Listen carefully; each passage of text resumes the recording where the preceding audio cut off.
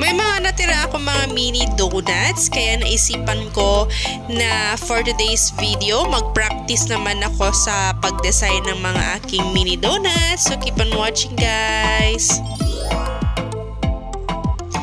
So, may mga natitirang mini donuts. So, kaya naisip ko, why not na lang na i-dip ko na rin para makapag-practice na rin din ako sa pang mga bagong designs.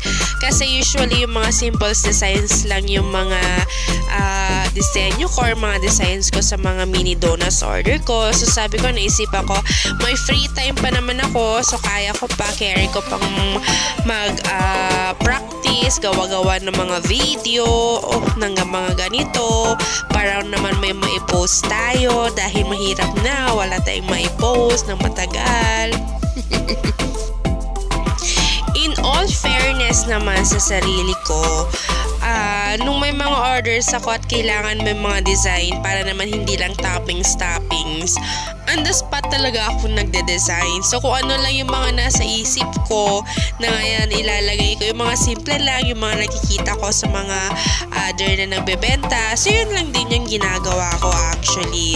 So, tapos sabi ko, syempre hindi naman pwede na yun na lang ang mga designs ko. So, ayan, sabi ko, naisipan ko, mag-practice din naman ako. Gawin ko din naman yung mga nakikita ko sa mga TikTok or kaya yung sa mga nakikita ko sa mga FB posts. Oo. So, ayan. So, nag-practice ako. So, ayan, ewan ko. Nasatisfy naman ako sa sarili ko. Para lang ako naglaro dyan sa part na yan. Kasi parang nung nagpa-practice ako niyan, wala akong maisip. Pero kapag may mga orders na ako, dami ko naman naiisip. So, ayan, yan na yung final look ng mga designs ko. So far, so good naman siya. So, sana nagustuhan nyo rin yung mga designs.